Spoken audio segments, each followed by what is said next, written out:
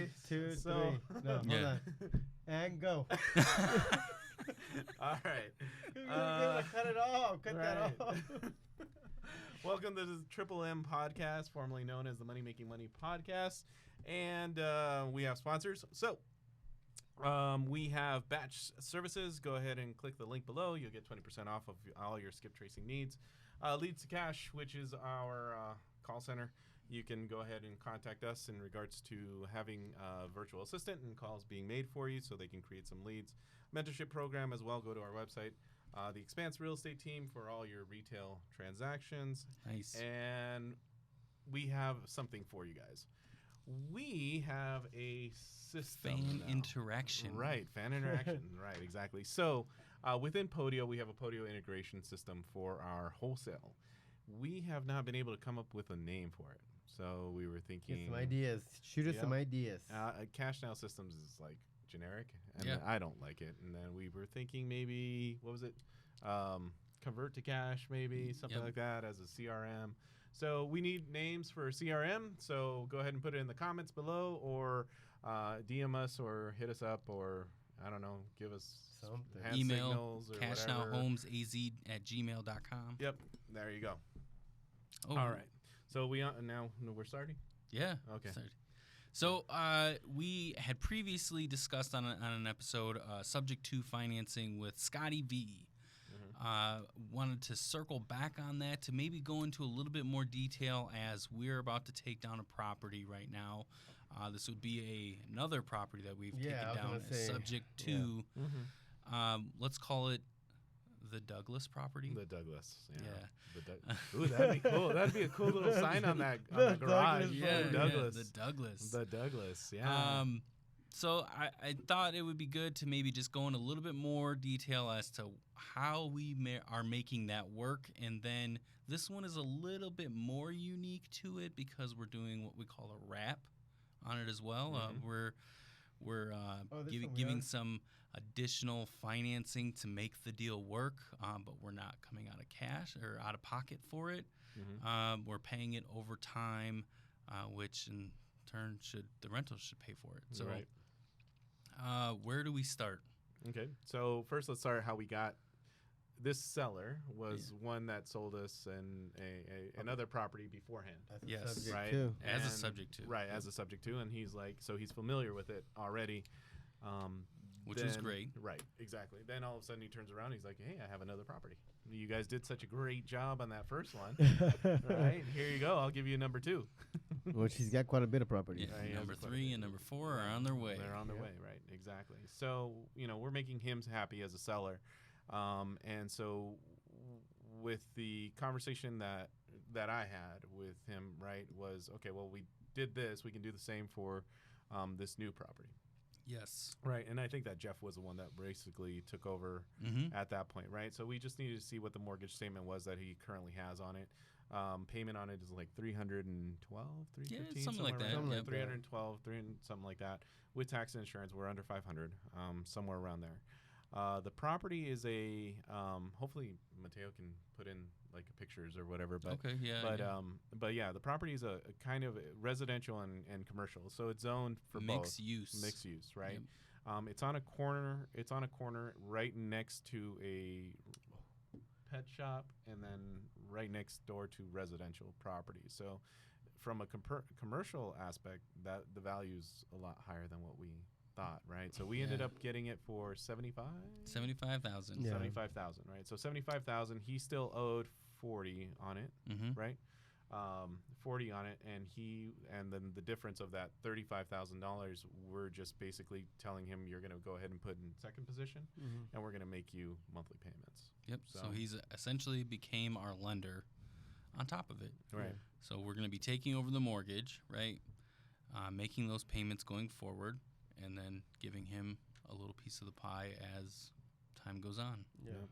And the building's really cool. Like it has like a small like home area, but the garage looks like it's a mechanic's garage, right? Yeah. So they build a car, like they fix cars and stuff like that, and it's very square. So if we could, it's square. I know, but the reason why is because the garage. Okay, so the garage is square, like sheet of paper, right? And I was like, man, that would be cool if you just put the Douglas right on that. Yeah. Right on that. Yes, right on on the garage door. On the garage door. Yeah, put the Douglas on there. The That's Douglas. why I was like, the Douglas. And so then rents in the area, right? You did the research. They're over 1,000.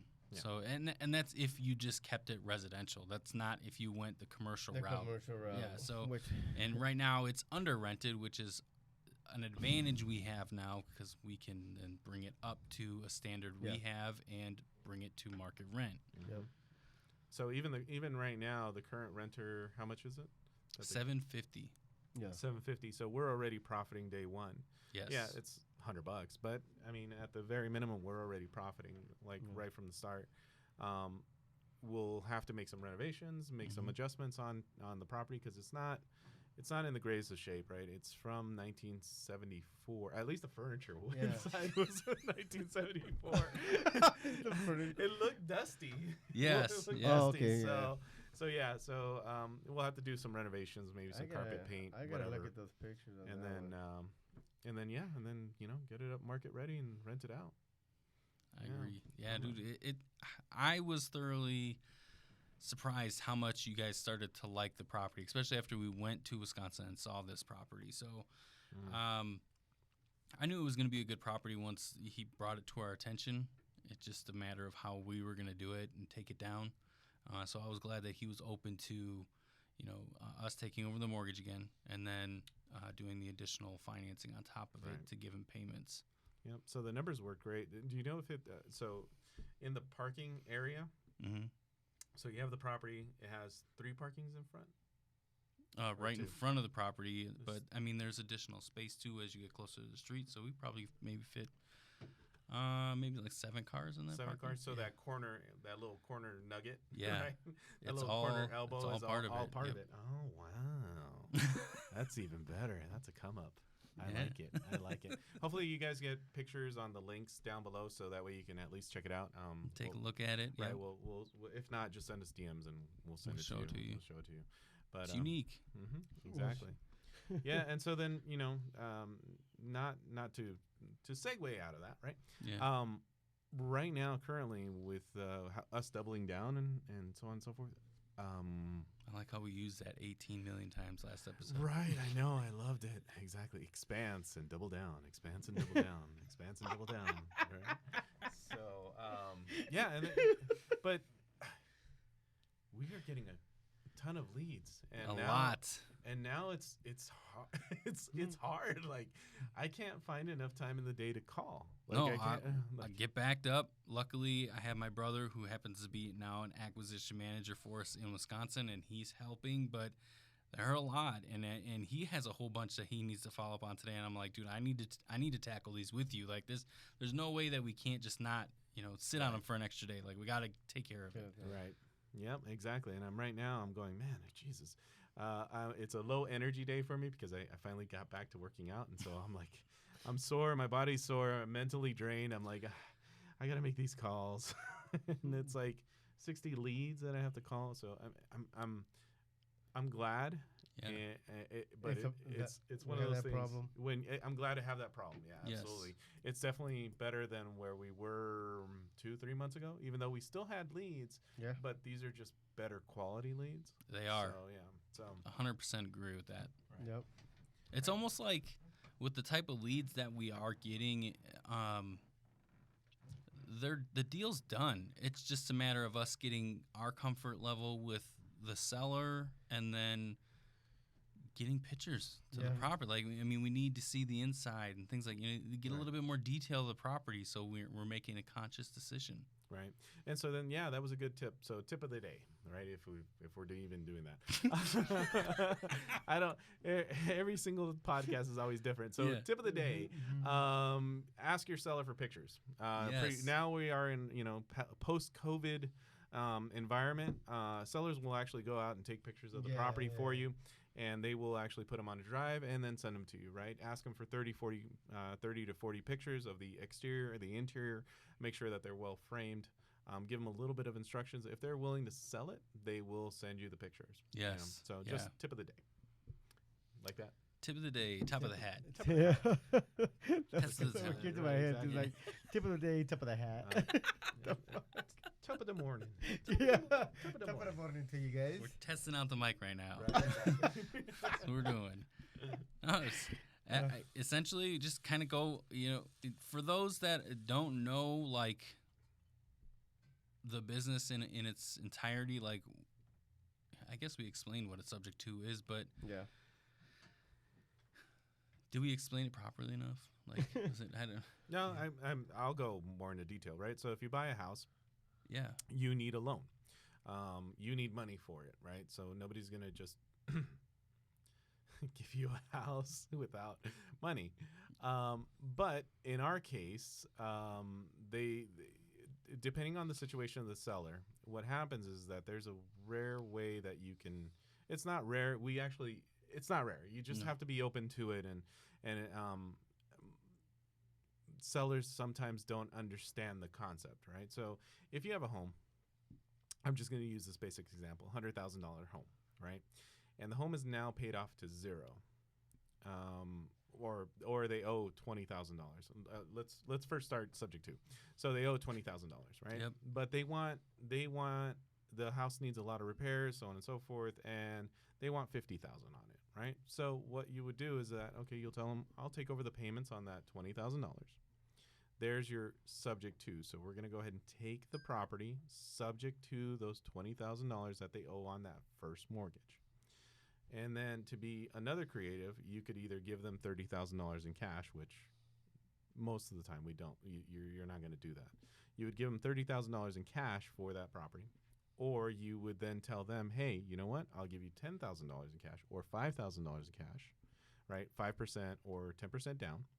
And then from there, you'll just carry the note for either the $20,000 balance or the $25,000 balance. And so assuming that the payment on the $20,000 that's owed right now is very low, $200 or $300, you'll have a second mortgage for another $200 or $300. Based off of that, now you have a property that you put $5,000 to $10,000 into it, and now your monthly payments are going to be about $400. That's worth $100,000. And if a property is worth $100,000, chances are that property would rent for market value, and market value for a property worth $100,000 is usually anywhere between $800 to $1,500, depending on the area. Just use the 1% rule. At least, right, $1,000. $1,000. So let's do this for the audience that'd be listening. Okay. I have a house. Your cold callers called me, and I said, yes, I am interested in selling. However, the cash offer is too low. So pitch to me how you would pitch a subject to. Okay, Mr. Seller. Okay, so the cash offer, we'll use that same example, $100,000. How about that? Right? Yeah. So that cash offer of $50,000 doesn't float your boat. Does it work for you? Does it work for you?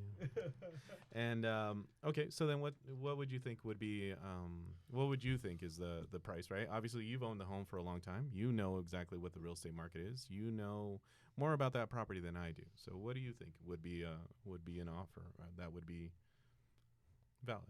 I think $100,000 would be more of my suiting. Okay. So all right. So and have you tried listing it? No, I haven't. I don't think it's good for the market. I don't want to go through those realtors or any of that. Okay. I hate realtors. Right. And so if that's the case, right? So even if you were to put it on the market, you have commissions, you have fees, and so on and so forth. So even if you were to put it at $100,000, you're not really going to be netting $100,000. Do you agree? I agree with you. Yes. You're right. All those commissions I don't want to pay. Exactly. And so you mentioned to me that there's some repairs that need to be done on the property. So if that's the case, right? Obviously, $100,000 is not something that you're going to be looking at, right? So what would you consider, right? You obviously know my number, right? Now what's your number, right? That's kind of how negotiations work. So you're talking me down. Nope, I'm just pointing out the Well, obvious. if I have to pay if I had to pay a realtor and all their fees, and if we have to replace the kitchen, I guess maybe 85. 85. Okay.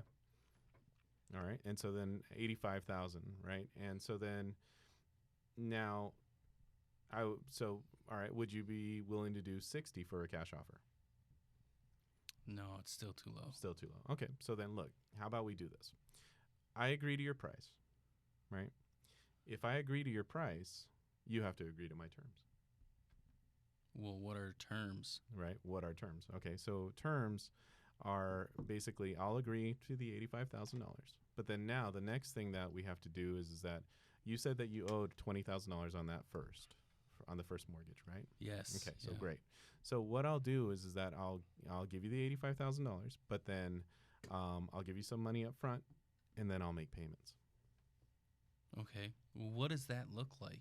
Okay, that's fine. So off of the $20,000, let's just use round numbers, right? That payment is $200, Mhm. right? So then from there, I'm gonna be at $65,000, right? So $65,000. I'll go ahead and make you payments. What is that?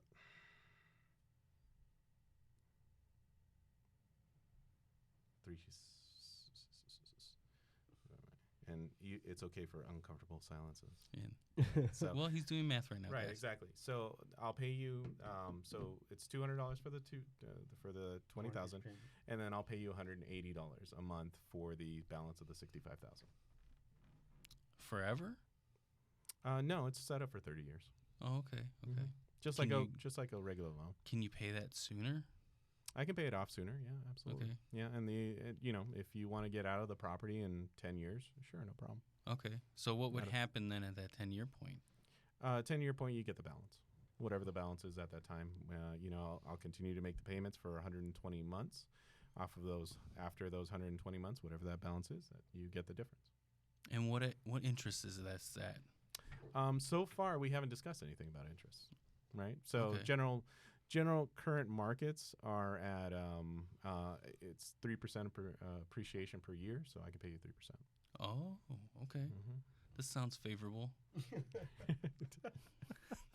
And so then that's basically in a nutshell. Now the rest is just paperwork, right? You have to find out. You have to get the mortgage statement for the first mortgage. Then he has to make sure that's what they're paying. right. Yes. And then what will happen is that all you have to do is really just get it signed for that price, and then in your contract you can go ahead and let title know, and title will go ahead and draw up a note for you. 9 times out of 10 they already know what to do, and then they'll go ahead and do it. Now this note in particular, we're going to be drawing it up with a 10-year balloon. Yeah. Right? So normally it would be a loan just for 30 years, but this is now going to have a 10-year payoff. Yeah. At the end of 10 years, he's going to be paid off one way or the other. So the property either has to be refinanced, has to be sold, or something. Yeah. Right. Most likely, if they're continuing to get that monthly payment every single month, they're just going to continue on. Yeah. Right. Yep. Now, if they come up and ask us, what precautions do I have if you don't make a payment? You just stop making payments. There's it's not a promissory, performance note. Yep. So the performance note basically guarantees that something happens. If we don't make the payment for some odd reason, they take the house. It's that simple. Just goes right back. It just goes right back to them, right? So then they're not only getting their normal cash flow. They don't have to be landlords of the property anymore. They don't have to take care of the repairs. They don't have to do any of those items anymore. And then if for any reason we default, they get the house back. So the risk factor is great. Absolutely. So from what I've noticed and experienced since we've been doing this, it's not really you're trying to sell them on the idea. It's really explaining it to a point that they understand and that they're comfortable with What it. the process is going to be. Yep. Yeah. And there's also tax implications too, because now if they're selling the property but they didn't receive the proceeds, they didn't receive the proceeds, they're not hit on their taxes as heavily, because now it's spread out over 360 months. So then now they're only taxed a small percentage of whatever income. We're not CPAs, and they need to go and check out their own damn CPA. You gotta do your own homework. Don't sue us in regards to the. Don't sue me, bro. Don't sue me, bro. Don't sue us, please. Thanks. That was a good explanation, right? I mean, I think the scenario too will help those that listen or watch us.